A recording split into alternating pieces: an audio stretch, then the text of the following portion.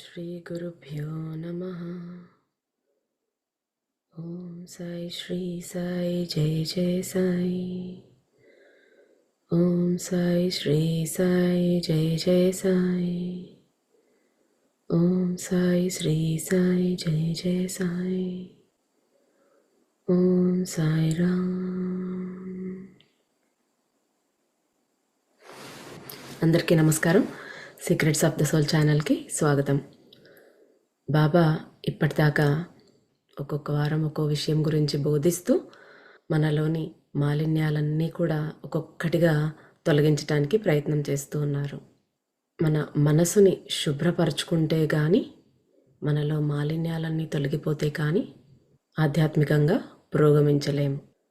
మనలో ఉన్నటువంటి అరిషడ్వర్గాలే ఎన్నో జన్మలు తీసుకునేదానికి కారణమవుతాయన్నమాట. ఎంత వదులుకుందామన్నా వదలనివ్వకుండా సదా మాయలో ఉంచేస్తూ ఉంటాయి ఈ అరిషడ్వర్గాలు అనేవి. ఎవరైతే అన్ని కర్మలను ఆచరిస్తూ అన్నింటా ఉంటూ అందరితో కలిసి ఉంటూ కూడా పంకిలంలో పంకజంలాగా, తామరాకుపై నీటి బొట్టులాగా, అంటే బురదలో ఉన్నా కూడా తామర పువ్వు ఎంతో స్వచ్ఛంగా ఆ మురికి అంతా అంటించుకోకుండా ఎలా ఉంటుందో, తామరాకు పైన నీటి బొట్టు అసలు నిలవదు, అంటే ఆకును తడపలేదన్నమాట. అలాగా దేనికి అంటకుండా, అంటే ఏ మలినము కూడా మనస్సుకి అంటకుండా స్వచ్ఛంగా ఎవరైతే ఉండగలుగుతారో వారు అరిషడ్వర్గాలని జయించగలుగుతారు. అరిషడ్వర్గాలంటే ఏంటి? కామ, క్రోధ, లోభ, మోహ, మద, మాత్సర్యాలు. వీటన్నింటినీ కూడా ఒక్కొక్క సద్గుణం మనలో పెంచుకోవటం వల్ల వాటిని వదిలించుకోవచ్చు. ఎగ్జాంపుల్ తీసుకుంటే ద్వేషాన్ని ప్రేమతో జయించవచ్చు. అలాగే లోభత్వం, అన్నీ నాకే కావాలి అని ఏది ఇవ్వలేకుండా, అలాంటి వాళ్ళు పంచితే పెంచబడుతుంది అనే సూత్రాన్ని అనుసరించి వాళ్ళ దగ్గర ఉన్నది ఎప్పుడైతే ఇవ్వడం స్టార్ట్ చేస్తారో, వాళ్ళు ఎప్పుడు ఇవ్వటానికి రెడీగా ఉన్నారో అప్పుడు ఆ ప్రకృతి వాళ్ళకి ఏది కావాలంటే అది ఇవ్వటానికి సిద్ధమవుతుంది. అంటే వాళ్ళు ఇంకా ఎంతో పొందగలుగుతారన్నమాట. అలాగా లోభత్వం వదిలించుకోవచ్చు. అలాగా ఒక్కో దుర్గుణాన్ని మనలో ఒక్కో క్వాలిటీ పెంచుకోవడం ద్వారా తొలగించుకోవచ్చు అన్నమాట. లాస్ట్ ఎపిసోడ్లో రుద్ర తన పిల్లల్ని కలుసుకున్నాడు. అక్కడ తన బాబుతో కలిసి స్పెండ్ చేయగలుగుతాడు. ఎందుకంటే బాబు ఆత్మలో ఏ రకమైన కోపము, ద్వేషము రుద్ర మీద లేవు కాబట్టి అతనితో హాయిగా సమయాన్ని గడపగలుగుతాడు. కానీ రుద్ర యొక్క కుమార్తెకి రుద్ర అంటే చాలా కోపము, ద్వేషము మనసులో పెట్టుకుని ఉంది కాబట్టి ఆమె ఆత్మ బరువుగా తయారైపోయి, తన ఆర చాలా మందంగా తయారైపోయి అతన్ని ఎప్పుడు కూడా ఆత్మస్థితిలో కూడా యాస్ట్రల్గా కూడా కలవనివ్వదనమాట. మన మనసులో ఉండే ఈ నెగిటివ్ భావాలు, భావోద్వేగాలు, ఎమోషన్స్ ఏవైతే ఉన్నాయో అవి మనకే చెరుపు చేస్తాయన్నమాట. లాస్ట్ టైం చెప్పుకున్నట్టు తన కోపమే తన శత్రువు అని, మనలో ఉన్నటువంటి నెగిటివ్ ఎమోషన్సే మనల్ని హర్ట్ చేస్తాయన్నమాట. ఎంతోమంది ఎప్పుడు ఏదో అనారోగ్యంతో లేదా కష్టాల్లోనో బాధల్లోనో ఉంటూ ఉంటారు. ప్రతి ఒక్కరికి ఏదో ఒకటి ఉంటుంది. వాళ్ళు ఇంకా ఏం చెప్తారు, నేను ధ్యానము ఎన్ని సంవత్సరాల నుంచి చేస్తున్నాను, యోగం చేస్తున్నాను, అయినా నా ప్రాబ్లమ్స్ ఎందుకు తగ్గటం లేదు, నాకు ఈ అనారోగ్యం ఎందుకు తగ్గటం లేదు అనేసి అంటూ ఉంటారు. కానీ వాళ్ళు గమనించుకోవాల్సింది ఏంటంటే, ఎంతసేపు ధ్యానం చేస్తున్నారనేదే కాకుండా వాళ్ళను వాళ్ళు గమనించుకోవాలి. ధ్యానం చేస్తున్నప్పుడు లోపలికి వెళ్ళి డీప్గా మన మనసులో ఉండే కోపము, అసహ్యం లాంటి భావాలు తొలగించుకుంటే ఆటోమేటిక్గా మన ఆరోగ్యం కూడా సెట్ అయిపోతుంది. పచ్చకామెర్ల వాడికి లోకమంతా పచ్చగానే కనిపిస్తుంది. అది కాస్త నెగిటివ్ సెన్స్లో ఉన్నా కూడా మనం పాజిటివ్గా తీసుకుంటే, మనం మంచి ఆలోచనలతో ఉన్నప్పుడు మనకు లోకమంతా కూడా మంచిగానే కనిపిస్తుంది అన్నమాట. అలాగా అంటే మన ఆలోచనల్లోనే ఉంటాయి. వాటిని సరిచేసుకోవటం ద్వారా మనం అన్నీ పొందొచ్చు. మన ఆలోచనలను సరిచేసుకుని మనలో క్షమ, ప్రేమ, కృతజ్ఞత లాంటి భావాలని పెంచుకోవడం ద్వారా ఆధ్యాత్మికంగా పురోగమిస్తాం. సో మనలో ఈ భావాలు బరువులన్నీ తగ్గించుకున్నప్పుడు మన ఆత్మ ఈవెన్ చనిపోయిన వాళ్ళను కూడా వెళ్ళి కలవగలుగుతుంది. చనిపోయిన వాళ్ళు మనల్ని కలవాలనుకున్నా కూడా మన ఆత్మలో బరువు ఉండకూడదు అనేసి బాబా చెప్పారు గత వారం మనకి. మనం చెప్పుకున్నట్టు ప్రతిరోజు కూడా పడుకునే ముందు మనలో ఉన్న చెత్తంతా డంప్ చేసేసి ప్రశాంతంగా పడుకున్నప్పుడు అన్నీ వీలవుతాయన్నమాట. మనము పిల్లలకు ముఖ్యంగా టీనేజర్స్కి నేర్పించాల్సిన పద్ధతుల్లో అది కూడా ఒకటి. మీకు మరణం అనేది లేదు, విడిపోవడం అనేది లేదు అని బాబా ఎన్నోసార్లు చెప్పారు. సో ఈ విధంగా మనం గత వారం ఎన్నో విషయాలు తెలుసుకున్నాము. ఇక ఇప్పుడు బాబా ఇంకా ఏదో ఇంట్రెస్టింగ్ థింగ్ చెప్పబోతూ ఉన్నారు, దాని గురించి తెలుసుకుందాం. బాబా చెప్తూ ఉన్నారనమాట రుద్రతో, రా, నేను త్వరగా నీకు గురువు లేదా నీ మార్గదర్శకులు అంటే స్పిరిట్ గైడ్స్ లేదా గతించిన నీ ప్రియమైన వాళ్ళకి ఇంకా భౌతిక ప్రపంచంలో ఉన్న వాళ్ళకి మధ్య సంబంధాలను చూపిస్తాను. అంటే రిలేషన్ బిట్వీన్ మాస్టర్ అండ్ చనిపోయినా లేదా బ్రతికి ఉన్న వాళ్ళు అనమాట. ఆ రిలేషన్ ఏంటో నేను చూపిస్తాను రా అని బాబా ఒక చోటికి తీసుకుని వెళ్తూ ఉన్నారు రుద్రాని. ఆపై బాబా రుద్రాను ఒక ప్రయాణంలోకి తీసుకువెళ్ళారు. అంటే బాబా టుక్ రుద్ర అనే జర్నీ అనమాట. అంటే మనకి బాబా టైం మిషన్లో అటు ఇటు తీసుకుని వెళ్తూ ఉన్నారు కదా, 7 years బ్యాక్ 10 years బ్యాక్ అంటూ, అలాగా మళ్ళీ టైం మిషన్ ఎక్కేశారనమాట వీళ్ళు. అది చాలా సమయం తీసుకుంది, కానీ క్షణాల్లా అనిపించింది. లేదా వాస్తవానికి క్షణాలు పట్టింది, కానీ శాశ్వతత్వంలా అంటే ఎటర్నిటీలా అనిపించింది. మనం ఏదానికోసమన్నా వెయిట్ చేస్తూ ఉన్నప్పుడు ఒక్క క్షణం కూడా ఒక గంటలా అనిపిస్తుంది. అదే ప్రియమైన వాళ్ళతో ఉన్నప్పుడు ఒక గంట కూడా ఒక క్షణాల్లా అనిపిస్తుంది. సోల్గా ఉన్నారు కాబట్టి చాలా ఫాస్ట్గా ట్రావెల్ చేసేయగలుగుతారు. అది చాలా కొద్దిసేపే పట్టినా కూడా అదేదో ఎంతసేపు అయినట్టుగా ఫీల్ అయ్యాడనమాట రుద్ర. రుద్ర ఒక ఇంట్లో ఉన్నాడు, మరియు ఒక గది వైపు లాగబడుతూ ఉన్నాడు. అంటే అక్కడి నుంచి ఏదో అట్రాక్షన్ పుల్ చేస్తోందనమాట రుద్రాని. అతను ఆమెని చూశాడు, కానీ నిరాశ మరియు నిస్పృహ ఒక గోడను ఎంత దట్టంగా చేసిందంటే అది నిజమైనట్లుగా అనిపించింది. అయినప్పటికీ రుద్రకు తెలుసు అది ఆమె చుట్టూ ఉన్న ఆరా అని. ఆమె మధ్య వయస్కురాలు. రుద్ర దృష్టి పెట్టి ఆమె గురించి అంతా తెలుసుకున్నాడు. ఒక మధ్య వయస్కురాలు దగ్గరికి రుద్రాన్ని తీసుకువెళ్ళారనమాట బాబా. అక్కడ ఆమె చుట్టూ ఉన్న ఆరా ఇలాగే తన కూతురులాగే చాలా దట్టంగా ఒక గోడలాగా అనిపించింది. అది తన ఆరా అనేసి తెలుసుకోగలిగాడనమాట రుద్ర.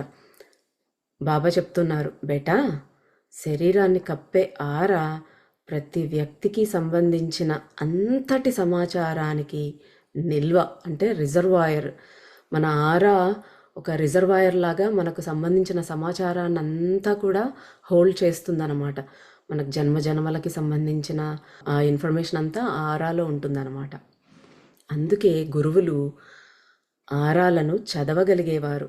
శిష్యుల గురించి లేదా ఆశీర్వాదం కోసం వచ్చే వారి గురించి ప్రతి చిన్న వివరము తెలుసుకోగలిగేవారు. ఇది ఒక పుస్తకాన్ని తెరిచి దాని విషయాలను చదవడం అంత సులభం. అందులో ఎలాంటి మాయా లేదు. ఇది వ్యక్తి యొక్క బ్యాలెన్స్ షీట్ మరియు వ్యక్తి ఎక్కడ ఉన్నాడో లేదా ఎక్కడికి వెళ్ళవచ్చో చూపే రోడ్ మ్యాప్ కూడా.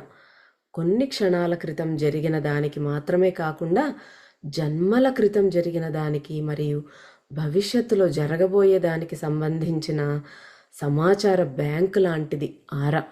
చూడండి, మనము బాబా లాంటి వాళ్ళ దగ్గరికి వెళ్ళినప్పుడు, అందుకే మనం ఏ సమస్యతో బాధపడుతున్నాము, అది ఎందువల్ల బాధపడుతున్నాము, ఏ కర్మ చేయటం వల్ల, ఏ జన్మలో అలా చేయటం వల్ల, అవన్నీ కూడా వాళ్ళు చూస్తేనే తెలుసుకోగలుగుతారు. ఆరా చూడగలిగే శక్తి ఉన్న వాళ్ళకి దాంట్లో ఇన్ఫర్మేషన్ రీడ్ చేయగలిగే శక్తి ఉంటుందన్నమాట. వాళ్ళకి అదొక ఓపెన్ బుక్. నీట్గా వాళ్ళ ఇన్ఫర్మేషన్ అంతా కూడా అందులో వాళ్ళు చూసేయగలుగుతారనమాట. మన ఆరాలోనే అంత పవర్ఫుల్గా ఉంటుందన్నమాట ఆరాలో ఇన్ఫర్మేషన్. మన కర్మ బ్యాలెన్స్ షీట్, ఎక్కడి నుంచి వచ్చాడు, ఎక్కడికి వెళతాడు, ఏం చేస్తాడంటే పాస్ట్ ఫ్యూచర్ అన్నీ కూడా ఆ మహాత్ములు చూడగలుగుతారనమాట ఆరాలోనే. గురువు కేవలం ఆరాను స్కాన్ చేస్తారు, అంటే మన చుట్టూ ఆరా అంటే అదేంటి, ఎలక్ట్రోమాగ్నెటిక్ ఫీల్డ్ అనమాట. మన చుట్టూ ఉన్న విద్యుదయస్కాంత క్షేత్రం అనమాట ఆరా అంటే. ఆయనకు లేదా ఆమెకి అంతా తెలిసిపోతుంది. ఆరా గత జన్మ కర్మ సంబంధాలు మరియు కర్మలను, అలాగే ఈ జన్మని కూడా మోస్తుంది. అంత ఇన్ఫర్మేషన్ని హోల్డ్ చేస్తుంది. గురువులు ఆరా ద్వారా భవిష్యత్తును కూడా చూడగలరు. ప్రార్థనలు మరియు ధ్యానం ఆరాను దాని గత మరియు ప్రస్తుత జన్మ కర్మ నుండి శుద్ధి చేయటానికి సహాయపడతాయి. అంటే ఆరాను నయం చేయటానికి కూడా సహాయపడతాయి అన్నమాట. ఏవి? ధ్యానము మరియు ప్రార్థన. మనము పూర్తిగా భగవంతుడిలో లీనమై ఆ ధ్యానం పూజ జరిపినప్పుడు అవి మన కర్మ శుద్ధికి, అవి ఈ జన్మలోనే కాదు గత జన్మలవి కూడా కర్మ శుద్ధి చేయటానికి సహాయపడతాయి అన్నమాట. ఆరాను హీల్ చేసేస్తాయి, నయం చేసేస్తాయి అన్నమాట. దాని ద్వారా ఏమవుతుంది? వ్యాధి శరీరాన్ని చేరకుండా ఉంటుంది. ఇప్పుడు ఆరా క్లీన్ అయింది అంటే బాడీ క్లీన్ అవ్వాల్సిందే అనమాట. మన బాడీలో ఉండేటువంటి అనారోగ్యం కానీ మన భావాలు ఇవన్నీ కూడా ఆరాలో ప్రతిఫలిస్తూ ఉంటాయి. ఇప్పుడు చేయి మీద నొప్పి ఉందనుకోండి, నా ఆరాలో అది తెలుస్తుందన్నమాట. అంటే అక్కడ ఎనర్జీ లేదు, ఆ ప్రాణ అనేది అక్కడ సరిగా లేదు అనేది అక్కడ డల్ కలర్స్ ఉంటాయి. ఆరా గోల్డెన్ కలర్లో కానీ వైట్గా బ్రైట్గా ఉంటుంది. ఇప్పుడు మనం దేవుడి చుట్టూ చూస్తూ ఉంటాం, ఆరా ప్యూర్గా ఉంటుందన్నమాట. ఆరాలో కలర్స్ అన్నీ కూడా మనలో ఉండే భావాలని, మనలో ఉండే అనారోగ్యాలని సూచిస్తాయి అన్నమాట.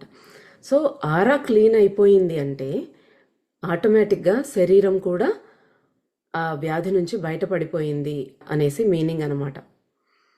అంటే శరీరం కూడా శుద్ధి అయిపోయింది అనేసి అర్థం అన్నమాట. ఆరా అనేది మానవ జాతిని మోక్షానికి చేర్చే లేదా నరకంలోకి పంపే కవచం, ఒక కేసింగ్ అన్నమాట. ప్రార్థనలు, ధ్యానం, ప్రశాంత స్వభావం, కేంద్రీకృత శ్వాస అంటే ఫోకస్డ్ బ్రీతింగ్, దానం, ఆశీర్వాదం, యాత్రలు, పవిత్రులు, ఘనులు అంటే నోబుల్ పీపుల్ అంటే ఋషులు, మునులు లాంటి వాళ్ళు అనమాట. సంతోషంగా ఉన్న వారి సాంగత్యంలో ఉండటం, ఇవన్నీ ఆరాను శుద్ధి చేస్తాయి, దానిపై పని చేస్తాయి. సంతోషంగా ఉన్న పిల్లవాడి సాంగత్యంలో ఉంటే నువ్వు కూడా సంతోషంగా ప్రశాంతంగా ఉన్నావని గ్రహిస్తావు. ఆరా ఎలాగంటే మనల్ని మోక్షానికైనా చేర్చగలదు, లేదా నరకంలోకి అధో పాతాళానికి కూడా తొక్కేయగలదు. అంటే ఆ ఆరా మంచిగా చేసుకోవాలంటే మనం ఏం చేయాలి? ప్రార్థన చేయటం, ధ్యానం చేయటం, ప్రశాంత స్వభావంతో ఉండటము, ఈ సత్సంగాలు, సత్పురుషులను కలవటం కానీ, యాత్రలు చేయటము, ఈ ఋషులు, మునులు, గురువులు లాంటి వాళ్ళని కలవడం కానీ, ఇవన్నీ కూడా ఆరాని శుద్ధి చేస్తాయని చెప్తున్నారు బాబా. దానిపై వర్క్ చేస్తాయన్నమాట. సంతోషంగా ఉన్న పిల్లలకి ప్యూర్గా ఉంటుంది సోల్. కాబట్టి మనం అందుకే చిన్న బేబీస్తో, పిల్లలతో ఆడుకున్నప్పుడు మనం చాలా హ్యాపీగా ఫీల్ అవ్వగలుగుతాం, ఎంతో సంతోషంగా అనిపిస్తుంది. ఎందుకంటే వాళ్ళ ఆరాలో ఏ రకమైన నెగిటివిటీ అనేదే లేదు, ప్యూర్గా ఉంటారు వాళ్ళు, స్వచ్ఛమైన ఆత్మస్వరూపులు అనమాట. కాబట్టి వాళ్ళ దగ్గరికి వెళ్ళినప్పుడు మన ఆరా కూడా చాలా శాంతపడుతుంది అనమాట.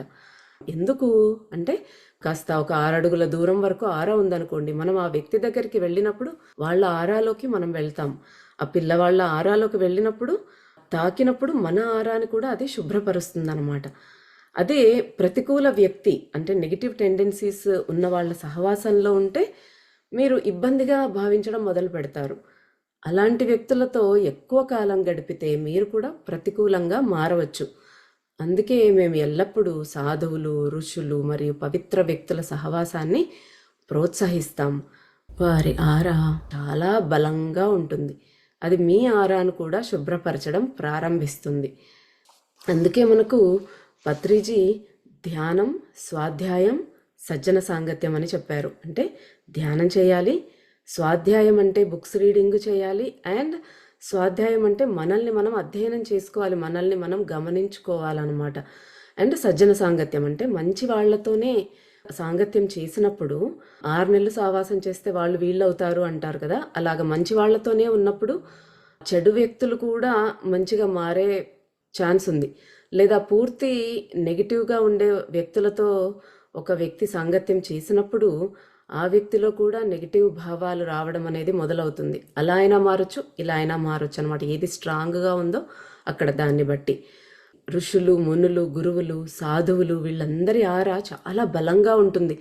వాళ్ళ ఆరా మైల్స్ మైల్స్ విస్తరించి ఉంటుందని మనం ఆరా గురించి తెలుసుకున్నప్పుడు ఒక ఎపిసోడ్లో తెలుసుకున్నాం. అంటే అలాంటి వాళ్ళ ఆరాలోకి మనం వెళ్ళినప్పుడు దాని ప్రభావం వల్ల మనలో ఉండే నెగిటివిటీ అంతా పోయి శుద్ధి చేయబడతామన్నమాట. అందుకే గురువులను దర్శించమంటారు, యాత్రలకు వెళ్ళమంటారు.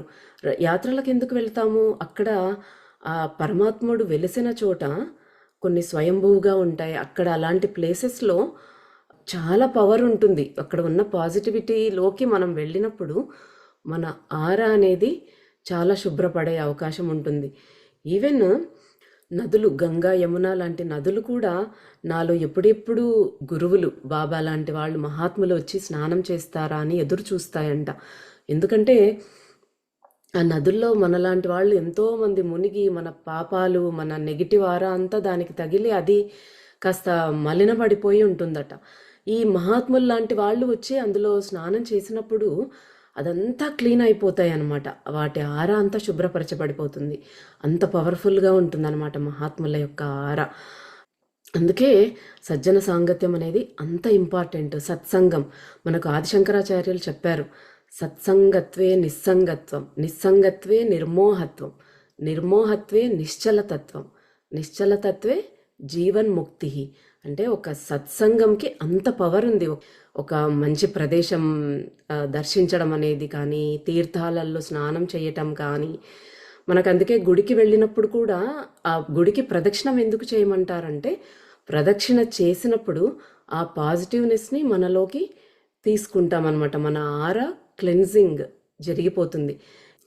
అందుకే ఎప్పుడూ మంచి మనుషుల చుట్టూ ఉండాలి, మంచి వాళ్ళతో స్నేహాలు చేయాలన్నమాట. పిల్లలకు కూడా మనం అదే నేర్పించాలి. ఎందుకంటే వాళ్ళ ద్వారా వీళ్ళు ఎంతో మంచి గుణాలు నేర్చుకోగలుగుతారు అన్నమాట. నామస్మరణ, ధ్యానం ఇలాంటివి చేస్తూ ఉన్నప్పుడు మన ఆరా శుద్ధి అవుతుంది. ఆ భగవంతుడితో కనెక్షన్ అనేది ఏర్పడుతుంది అన్నమాట. అప్పుడు మంచి వైపే మనము వెళ్తాం, మంచి వైపే గైడ్ చేయబడతాం అన్నమాట. మేము ప్రార్థనలు మరియు ధ్యానాన్ని ఎందుకు సూచిస్తామంటే, అవి మీ ఆరాపై మరియు మీ కర్మ బ్యాలెన్స్ షీట్పై నేరుగా పనిచేస్తాయి. అంటే డైరెక్ట్ ఇంపాక్ట్ ఉంటుంది మన కర్మ బ్యాలెన్స్ షీట్ మీద, మన ఆరా మీద. ఏది? ప్రార్థనలు, ధ్యానము అంత పవర్ఫుల్ అన్నమాట. దీనివల్ల భవిష్యత్తులో జరిగే సంఘటనలను నిరోధించవచ్చు. దీనివల్ల వ్యక్తి లేదా కుటుంబం చాలా దుఃఖం మరియు అసౌకర్యం నుంచి తప్పించుకోవచ్చు. తీర్థయాత్రలను ఎందుకు ప్రోత్సహించడం జరుగుతుందంటే, అలాంటి తీవ్రమైన ప్రార్థనలు తీర్థయాత్రా స్థలంలో జరుగుతాయి. మరియు అక్కడ నివసించిన గురువు బహుశా అతని భౌతిక శరీరాన్ని కూడా అక్కడ భద్రపరిచి ఉండవచ్చు, లేదా అతని పవిత్ర భస్మాన్ని అక్కడ చల్లి ఉండవచ్చు. ఆ స్థలంలో ఉండటం వలన కలిగే ప్రభావం మీ ఆరాపై పనిచేయడం మొదలవుతుంది. చూడండి, అంటే ఆ తీర్థయాత్రలు చేయమనడానికి కారణం చెప్తూ ఉన్నారు బాబా. ఇప్పుడు మనం షిరిడీకి వెళ్తాము, అక్కడ బాబా సమాధి ఉంది. అంటే బాబా యొక్క శరీరాన్ని అక్కడ పెట్టారు. అంటే ఆయన యొక్క శక్తి తరంగాలు, ఆ వైబ్రేషన్స్ అనేవి ఇంకా అక్కడ ఎన్ని సంవత్సరాలైనా సరే అక్కడ ఉంటాయన్నమాట. అలాంటి సాధకుల, గురువుల యొక్క పవర్ అక్కడ ఉంటుంది. వాళ్ళ వైబ్రేషన్స్ ఉంటాయన్నమాట. వాళ్ళ ప్రభావం అనేది మన ఆరాపై పని చేయడం మొదలవుతుందన్నమాట. అందుకే అలాంటి ప్లేసెస్కి మనం వెళ్ళాలి. ఈ కాలంలో ఏముంది, దేవుడు అన్ని చోట్ల ఉన్నాడు అంటారు కదా, మనం తీర్థయాత్రకే ఎందుకు వెళ్ళాలి, మనం ఇక్కడే ఇంట్లో ఉండి మొక్కోవచ్చు కదా అంటే, దాని డిఫరెన్స్ అదే అనమాట. అలాంటి ప్లేసెస్లో ఉండే ఎనర్జీ, మన ఇంట్లో ఉండే ఎనర్జీ, మన భావాలతో మలినమైపోయిన ఎనర్జీ చాలా డిఫరెన్స్ అనమాట. అందుకే ఆ ఎనర్జీకి ఎక్స్పోజ్ అవ్వడం కోసమే మనం తీర్థయాత్రలు చేయాలన్నమాట. మీరు ఆశీర్వాదాలు పొందటానికి లేదా మీ ఆరాను శుభ్రపరచటానికి పూజారులకు లంచం ఇవ్వాల్సిన అవసరం లేదు. లేదా ఏదైనా ఫ్యాన్సీ విఐపి లేదా ఇప్పుడు వివిఐపి అంటే very very very important person పాస్లు పొందాల్సిన అవసరం లేదు. కేవలం అలాంటి పవిత్ర పరిసరాలలో ఉండడం వల్లనే ప్రక్రియ ప్రారంభమవుతుంది. మన గురించే చెప్తున్నారు బాబా. మనము త్వరగా దర్శనాలు కావాలని విఐపి ప్యాస్లు, వివిఐపి ప్యాస్లు లేదా రికమెండేషన్ లెటర్స్ ఇలాంటివన్నీ తీసుకుని వెళ్తూ ఉంటాం. త్వరగా దర్శనం అయిపోవాలి, త్వరగా ఆశీర్వాదం పొందాలి ఆ భగవంతుడిది అనేసి. అదే చెప్తున్నారు బాబా, అలాంటివి ఏమీ అవసరం లేదు. మీరు పూజారులకు లంచాలు ఇచ్చి అక్కడ ముందు వెళ్ళాల్సిన అవసరం లేదు. అసలు అలాంటి ఆ ఏరియాస్లో, ఆ పవిత్రమైన స్థలాల్లో ఉంటే చాలు, మన ఆరాలో జరగాల్సిన ప్రాసెస్ అనేది స్టార్ట్ అయిపోతుంది. ఈ మధ్య కాలంలో నా స్థలంలో కూడా, అంటే షిరిడీలో కూడా మీకు సరైన పరిచయాలు అంటే కాంటాక్ట్స్ ఉంటే, లేదా మీరు విఐపి ప్యాస్ తీసుకుంటే నా ఆలయానికి త్వరగా చేరుకోవచ్చు.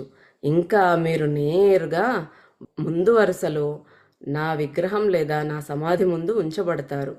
ఆ తర్వాత మీరు తిరిగి వెళ్ళి చెప్తారు, బాబా నన్ను చాలా ప్రేమిస్తారు, అందుకే ఆయన నన్ను ఆయన పక్కన ఉండటానికి అనుమతించి అద్భుతమైన దర్శనాన్ని ఇచ్చారు అని. అంటే ఇలాంటి డాంబిక ప్రదర్శనలు, గొప్పలు మనం లైఫ్లో అందరము ఒకసారైనా చేసి ఉంటాం.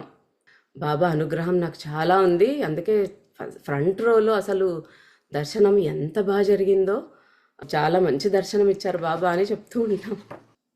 అంటే మీరు బాబా వెనక నిలబడిన వ్యక్తిని తక్కువగా చూస్తారు అని నా స్థానంలో మీరు చెప్పడానికి ప్రయత్నిస్తున్నారా? బాబా పేద వ్యక్తిని లేదా ప్రభావం లేదా పరిచయాలు అంటే కాంటాక్ట్స్ లేకుండా విఐపి ప్యాస్ పొందటానికి డబ్బు చెల్లించగలిగే స్థితిలో లేని వ్యక్తిని కూడా ప్రేమిస్తున్నారు. అతడు లేదా ఆమె నా విగ్రహాన్ని చేరుకోవడానికి గంటల తరబడి ప్రయత్నించినా ఇంకా దాని ఒక్క చూపు కూడా చూడలేరు. ఎందుకంటే అతని లేదా ఆమె ముందు వందల మంది ఉన్నారు. అంటే డబ్బు ఎక్కువగా పెట్టి ప్యాసులు తీసుకోలేని వాళ్ళు, ఈ జనరల్ క్యూ ఎలా ఉంటుందో ఆ క్యూలో నిలబడే వాళ్ళు అనమాట. వాళ్ళు అన్నన్ని గంటలు దర్శనం కోసము నిలబడేసి ఉంటారు. కానీ అంత కష్టపడి అన్ని గంటలు క్యూలో నిలబడి వచ్చినప్పుడు దర్శనానికి ఒక్క సెకండ్ కూడా వాళ్ళని నిలబడనియకుండా తోసేస్తూ ఉంటారు కదా. దాని గురించి చెప్తున్నారు బాబా. ఈ పేద వ్యక్తిని నా పేరు జపించడం మరియు తోసుకుంటూ పోవడంతో సరిపెట్టుకోవడానికి నిర్బంధిస్తారు. చివరికి చాలా గంటల తర్వాత అతనికి లేదా ఆమెకు ఒక్క చిన్న చూపు మరియు ఒక్క సెకండ్ అంతకంటే తక్కువ నా సమాధిని తాకే అవకాశం లభిస్తుంది. ఈ పేదవాడు నేరుగా ముందు నిలబడిన వ్యక్తిని ప్రేమించినంత ప్రేమించబడతాడు. పేదవాడికి నా విగ్రహాన్ని చూసే అవకాశం లభించకపోవచ్చు, కానీ నేను అతన్ని లేదా ఆమెని లేదా వారిని చూడగలను. దర్శనం ఎక్కువసేపు చేసుకోనియకపోయినా అటు వెళ్తూ ఏదో రకంగా బాబాని ఆ సమాధిని టచ్ చెయ్యాలి అనేసి గుంపులో అయినా కూడా తోసుకుని ఒక్క సెకండ్ అయినా ఆ ఛాన్స్ దొరికేవాళ్ళు ఉంటారు. బాబా ఏమంటున్నారంటే, వాళ్ళకి నా విగ్రహాన్ని చూసే అవకాశము ఎక్కువసేపు లభించకపోవచ్చు, కానీ నేను వాళ్ళని చూస్తాను. వాళ్ళని తోసేస్తూ ఉంటారు కదా, కాబట్టి వాళ్ళు చూడలేకపోయినా నేను వాళ్ళని చూస్తాను అని చెప్తున్నారు. ప్యాసులు తీసుకొని ముందు ఫ్రంట్ రోలో నిలబడిన వ్యక్తిని ఎంత ప్రేమిస్తారో బాబా, ఆ బ్యాక్ నిలబడిన వ్యక్తిని కూడా అంత ప్రేమిస్తారనమాట. బాబాకు అందరూ ఈక్వలే. నువ్వు ప్యాస్ తీసుకొని నా ముందే నిలబడినావు, సో నా చూపు నీ మీద ఒక్కటే ఉంటుంది అనేది ఏమీ లేదు. ఆ వెనక నిలబడిన వ్యక్తికి కూడా బాబా ప్రేమ సేమ్ ఉంటుందన్నమాట. మనం ఇంకా సాయి సచరిత్రలో చూస్తే ఒక చోట గమనించవచ్చు. బాబా కొంచెం బాగా ప్రాచుర్యం పొందిన తర్వాత ఫస్ట్లో ఎక్కువ ఉండేవాళ్ళు కాదు, తర్వాత ఎక్కువ మంది అయ్యారు కదా బాబాని దర్శించేవాళ్ళు. ఆ టైంలో చాలామంది బాగా ధనవంతులు మంచి కాస్ట్లీ ప్రసాదాలు చేసుకుని నైవేద్యం పెట్టడానికని బాబా దగ్గరికి వచ్చి ఆ నివేదన చేసే టైంలో బాబా ఆపి వాళ్ళని, శ్యామకు బాబా ఏం చెప్తారంటే, అక్కడ ఒక ముసలావిడ చెట్టు కింద కూర్చునుంది, ఆవిడను పిలుచుకొని రా అనేసి చెప్తారనమాట. అందరూ అటు చూస్తారు, ఏంటి ఎవరు ఆమె అంత స్పెషల్ అన్నట్టుగా. అప్పుడు అక్కడ వెళ్ళి చూస్తే ఒక ముసలామె చెట్టు కింద కూర్చొని ఉంటుంది. ఆమె నోట్లోంచి చొంగ కారుతూ ఉంటుంది, ఈగలు ముసురుతూ ఉంటాయి. ఆమె చేతిలో ఒక ప్లేట్లో బాబా కోసమని నైవేద్యం రొట్టె ఏదో చేసుకొని వచ్చేసి ఉంటుందన్నమాట. ఆమెను తీసుకొని వచ్చిన తర్వాత అక్కడ చూసి బాబాకి ఇవ్వలేదు. అంటే అందరు అంత కాస్ట్లీ ప్రసాదాలు తెచ్చారు, ఎంత ఫ్యాన్సీగా ఉన్నాయి ఇవన్నీ, నాది తింటారా బాబా ఈ రొట్టె అని అనేసి ఆమె దాచుకుంటుంది అనమాట, బాబాకి ఇవ్వదు. అప్పుడు బాబా కాస్ట్లీ ప్రసాదాలన్నిటినీ కూడా నెట్టేసి అడిగి ఆమె ప్లేట్లో ఉన్నటువంటి ఆమె తెచ్చినటువంటి రొట్టెనే ఇష్టంగా తింటారు. బాబా అక్కడ భక్తిని చూస్తున్నారు, కానీ నువ్వు ఎంత గొప్పగా తెచ్చావు ఏమి అనేది చూడరు. ఆమె ఇంకా ఆ జనంలో నెట్టుకురాలేక అక్కడ బాబాని తలుచుకుంటూ అక్కడే కూర్చుండిపోయిందనమాట. ఆమె ప్రేమకి కరిగిపోయి బాబా ఆమెను తీసుకుని రమ్మని చెప్పి ఆమెనే అనుగ్రహిస్తారనమాట. అలాగా వాళ్ళు వెనక ఉన్నా కూడా వాళ్ళని నేను చూస్తాను అనేసి చెప్తూ ఉన్నారు బాబా. వాళ్ళకే నా అదనపు ఆశీర్వాదాలు లభిస్తాయి, ఇంకా వాళ్ళకే ఎక్కువ అనుగ్రహం ఉంటుందట. ఎందుకంటే వారు ఆటంకాలను, వేడిని, తోపులాటను మరియు దాహాన్ని ధైర్యంగా ఎదుర్కొని నా సమాధి ఉన్న హాలులో ఉన్నంత మాత్రానికే సంతోషిస్తారు. గుర్తుంచుకోండి, మీరు నా వద్దకు రావటానికి ఎంత ఎక్కువ సమయం గడుపుతారో ప్రకృతికి మీ ఆరాను శుభ్రపరచటానికి అంత సమయం ఉంటుంది. అంటే మనం ఎంత ఎక్కువసేపు క్యూలల్లో ఉండి భగవంతుడిని దర్శించటానికి టైం స్పెండ్ చేస్తామో, ఆ పరిసరాలలో ఎంత ఎక్కువసేపు గడుపుతామో ఆ నేచర్కి కానీ ఆ భగవంతుడికి కానీ మన ఆరాన్ని శుద్ధి చేయటానికి అంత టైం దొరుకుతుంది. అంటే ఆ పాజిటివ్ వైబ్రేషన్స్లో మనం అంతసేపు ఉంటే ఆరా ఇంకా చాలా చక్కగా క్లీన్ అయిపోతుంది అనమాట. మరియు మీ యాత్ర మీరు మీ ఇంటి నుండి మొదటి అడుగు వేసినప్పుడు ప్రారంభమవుతుంది. మనం యాత్ర అంటే అక్కడికి వెళ్ళిన తర్వాత కాదు, మనం ఎప్పుడైతే ఇంకా ఆ తిరుపతి అనుకోండి, షిరిడి అనుకోండి, అక్కడికి వెళ్ళాలి అని మనం ఇంట్లో నుంచి అడుగు బయటికి వేసామా ఆ టైంలోనే అక్కడి నుంచే మన యాత్ర అనేది మొదలైపోయినట్టే అంట. మీరు యాత్రా స్థలాన్ని విడిచిపెట్టినప్పుడు ముగుస్తుంది. మళ్ళీ ఆ ప్లేస్ వదిలిపెట్టి వెళ్తే తప్ప మన యాత్ర అయిపోదంటే అక్కడ బయలుదేరిన ఇంటి నుంచి బయటకు అడుగుపెట్టి బయలుదేరిన టైం నుంచి మనం యాత్ర చేస్తున్నట్టే అన్నమాట. మీరు మీ ఇంటి నుండి బయటకు అడుగుపెట్టిన క్షణం నుంచి మీ గురువు పేరును జపిస్తూ ఉండండి. ఎందుకంటే మీ యాత్ర అప్పుడే ప్రారంభమైంది. మీరు శారీరకంగా ఆరోగ్యంగా ఉన్నారు. మరియు మీరు విఐపి ప్యాస్ కోరుకోవటానికి ఏకైక కారణం ఇబ్బంది, వేడి, తోసుకోవటం మరియు వందల మంది ముందు లైన్లో నిలబడే వేదనను తప్పించుకోవడమే అయితే బేటా, మీరు మీ గురువుకు ఏమి చెప్పడానికి ప్రయత్నిస్తున్నారు? What are you trying to tell me అంటున్నారు బాబా. అదేమిటంటే, నేను నిన్ను ప్రేమిస్తున్నాను, ఐ లవ్ యూ బాబా. కానీ మీకోటి తెలుసా బాబా, ఇబ్బంది, వేదన, లైన్లు వేచి ఉండటం ద్వారా వెళ్ళటానికి తగినంత ప్రేమ, అంటే మరి అంత ప్రేమ లేదు, నాకు మీరంటే ఇష్టమే, కానీ ఆ లైన్లలో నిలబడి ఆ చెమటలు కక్కుతూ, ఆ పక్కన వాళ్ళ చెమట కంపుని భరిస్తూ, దాహం వేస్తుంటే ఆ వేడికి లైన్లలో నిలబడి గంటలు గంటలు రోజుల తరబడి లైన్లలో నిలబడి మరి ఈ బాధలన్నీ ఎవరు పడతారు? జస్ట్ విఐపి ప్యాస్ తీసుకొని త్వరగా దర్శనం చేసేసుకొని వచ్చేస్తే అయిపోయింది కదా అని మనం ఎలా అయితే ఆలోచిస్తామో మన ఆలోచనలని బాబా చదివినట్టుగా బయట పెట్టేస్తున్నారనమాట. మరి ఈ ఇబ్బందులన్నీ పడుతూ నిన్ను చూసేంత ప్రేమ అయితే నాకు లేదు అనేసి చెప్తున్నారా మీరు అంటున్నారు బాబా. అంటే మెల్లగా చెప్తూ చీవాట్లు వేస్తున్నారు. ఇంటిలోంచి బయటకు అడుగు పెట్టినప్పటి నుంచి ఆ యాత్ర ముగిసే వరకు మనం ఆయన నామం స్మరిస్తూనే ఉండాలనేసి చెప్తున్నారు బాబా. అవును, మీరు వృద్ధులైతే లేదా అనారోగ్యంతో ఉన్నారో లేదా ఏదో కారణంగా వేచి ఉండడం ద్వారా వెళ్ళలేకపోతే అది అర్థమవుతుంది. కానీ ఆ నిర్ణయం మీరే తీసుకోవాలి. మిమ్మల్ని మీరు అడగండి, క్వశ్చన్ యువర్ సెల్ఫ్ అంటున్నారంటే మీరు వృద్ధులా లేదా ఏదో అనారోగ్యంతో రాలేకపోతున్నారా, చాలా ఓల్డ్ అయిపోయి నడవలేక అంతసేపు లైన్లలో నిలబడే ఓపిక లేని ఏజ్లో ఉన్నారా, అంటే ఏదైనా కాళ్ళ నొప్పులో చాలా అనారోగ్యమో ఉండి అలాంటి వాళ్ళైతే పర్వాలేదు. విఐపి పాస్ తీసుకొని వచ్చారంటే ఒక మీనింగ్ ఉంది. అన్నీ చాతాయి మీకేంటిరా మాయరోగం అంటున్నారు బాబా. ఎందుకు లైన్లను దాటి ప్రభావాన్ని లేదా లంచాన్ని ఉపయోగించి, అంటే మన రికమెండేషన్స్, ఎందుకు లైన్లను దాటి రికమెండేషన్స్ లేదా లంచాన్ని ఉపయోగించి నా గురువును కలవటానికి వెళ్ళటానికి ప్రయత్నిస్తున్నాను అనేది మనం ఆలోచించుకోవాలన్నమాట. విఐపి పాస్ ద్వారా మీరు సరిగ్గా నా ముందు ఉంచబడితే అప్పుడు మై చైల్డ్, మీ గురువుకు అందులో ఎలాంటి పాత్ర లేదు. బాబా నన్ను ప్రేమిస్తున్నాడు మరియు నన్ను ముందుకు తీసుకువెళ్ళాడు అని ప్రజలకు చెప్పవద్దు. కావాలంటే ఇలా చెప్పండి, నన్ను గురువు ముందు ఉంచటానికి ఎవరికైనా లంచం ఇవ్వటానికి నాకు తగినంత డబ్బు ఉంది.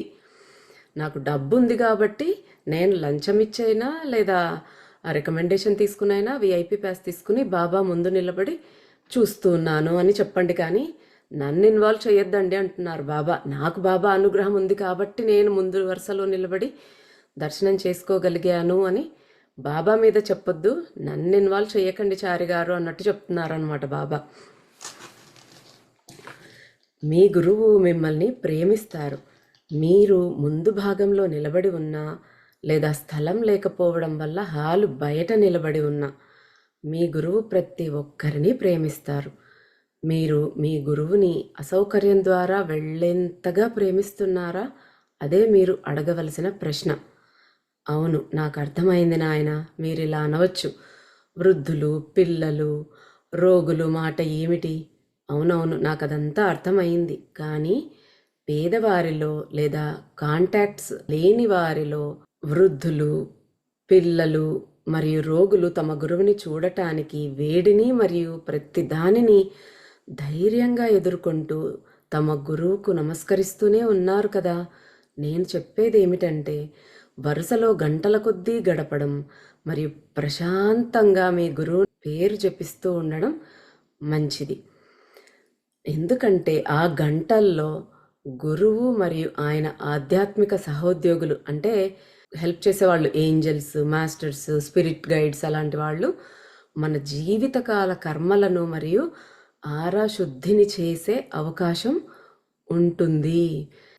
ఇప్పుడు బాబా ఏ అనారోగ్యము లేక ఏం ప్రాబ్లము లేని వాళ్ళైతే గంటల సేపు అయినా సరే క్యూల్లో నిలబడి అలానే రావాలి దర్శనానికి.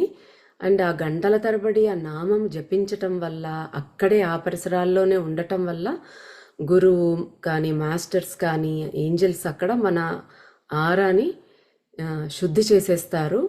అదే ప్రిఫర్ చేస్తాను నేను. అంటే నీ ఇష్టదైవం కోసం నీ గురువును చూడటానికి నువ్వు ఆ మాత్రం కష్టపడలేవా అనేసి అంటూ ఉన్నారు బాబా. గురువు యొక్క సమాధిని చూసుకునేవారు, అంటే క్లీన్ చేసేవాళ్ళు అనుకోవచ్చు, అక్కడ ఉండే బట్టలు అవి వాష్ చేసేవాళ్ళు అనుకోవచ్చు, ఊడ్చేవాళ్ళు అనుకోవచ్చు. అలాంటి వారు తమ ఆధ్యాత్మికత కారణంగా అక్కడ లేరు. కానీ గత జన్మల మరియు జన్మజన్మల సంబంధం, అంటే అసోసియేషన్ కారణంగా అక్కడ ఉన్నారు. కానీ గురువు యొక్క సమాధిని సేవించే అవకాశంతో వారు ఏమి చేస్తారో అది వారిపై ఆధారపడి ఉంటుంది. గురువును చూసుకునే వారందరూ ఆధ్యాత్మికులు కాదు.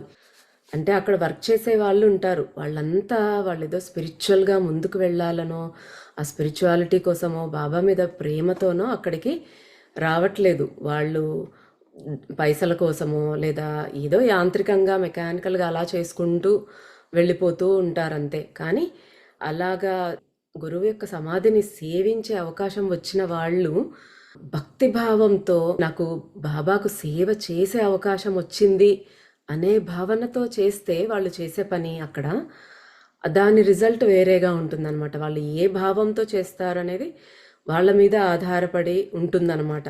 అక్కడ ఉండే వాళ్ళందరేం ఆధ్యాత్మికులు కాదు అని చెప్తున్నారు బాబా. మరియు వరుసలో వేచి ఉండే వారందరూ తరచుగా సమాధి దగ్గర ఉండడం పక్కన పెడితే తీర్థయాత్ర స్థలానికి కూడా రాలేని వారు, అంటే దాని అర్థం మీ గురువుచే తక్కువగా ప్రేమించబడుతున్నారని, తక్కువగా రక్షించబడుతున్నారని కాదు. అంటే అక్కడ ఉండే వాళ్ళని పక్కన పెడితే, అక్కడ నిలబడిన వాళ్ళని, అక్కడ వర్క్ చేసే వాళ్ళని పక్కన పెడితే, అసలు ఆ తీర్థయాత్ర చెయ్యాలనే ఇష్టం మనసులో ఉన్నా కూడా ఆ స్థలానికి రాలేని వాళ్ళు ఉంటారు. అంటే తీవ్రమైన అనారోగ్యాలుండి ఎక్కడికి కదలలేని వాళ్ళు కానీ, లేదా మరీ వికలాంగులైపోయిన వాళ్ళు కానీ, లేదా అత్తనో భర్తనో నువ్వు ఎక్కడికి వెళ్ళటానికి లేదు, ఇంట్లో పనంతా ఎవరు చేస్తారు నువ్వు లేకపోతే అనేసి వెళ్ళనివ్వకుండా చేస్తారు కొంతమందిని. అలాంటి వాళ్ళు కానీ, లేదా పూర్తి పేదరికంలో ఉండి మేము అంత దూరం ప్రయాణించలేము, దర్శించలేము, అలాంటి వాళ్ళందరూ అంటే మనసులో ఎంత ప్రేమ ఉన్నా వెళ్ళలేకపోవచ్చు.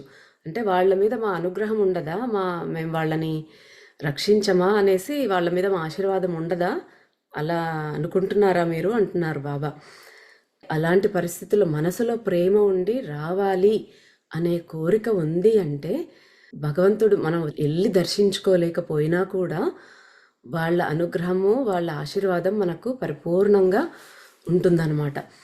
శ్రీపాదుల చరిత్రలో చెప్తారు, మనకిప్పుడు మనసులో కాశీకి వెళ్ళాలి అని బలంగా ఉందనుకోండి, నేను కాశీకి వెళ్ళాలి, నేను కాశీ యాత్ర చేస్తున్నాను, కాశీలోనే నివసిస్తాను అని ఇలాగా ఆలోచన పెట్టుకున్నప్పుడు మనం నిజంగా కాశీకి వెళ్ళలేకపోయినా కూడా మనకు కాశీవాస ఫలం వేస్తారంట. అంటే కాశీకి వెళ్ళి అక్కడ విశ్వనాథుణ్ణి అక్కడ ఉండి సేవించుకున్న ఫలితాన్ని మన అకౌంట్లోకి, మన కార్మిక్ అకౌంట్లోకి వేస్తారంట. అంటే మనకు మనసులో అంత తీవ్రమైన కోరిక ఉండాలి, ప్రేమ ఉండాలి.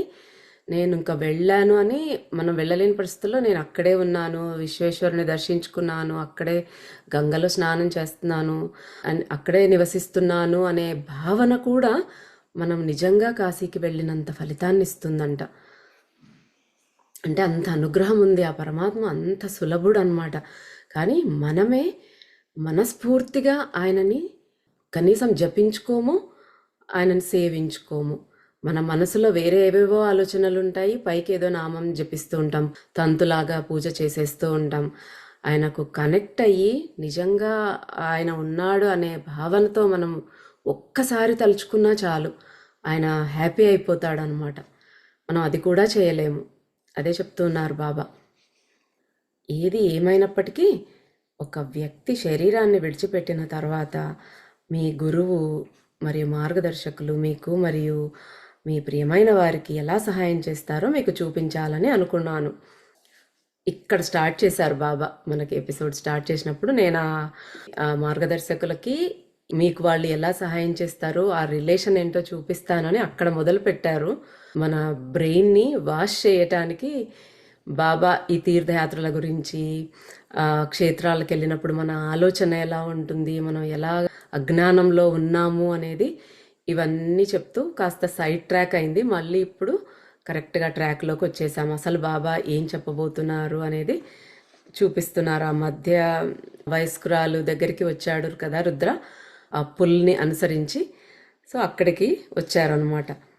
ఏదైనా ఒక స్టోరీ మొదలు పెట్టబోయే ముందు దానికి కాస్త ముందు దాని తర్వాత బాబా యొక్క తత్వబోధ అనేది ఉంటుంది.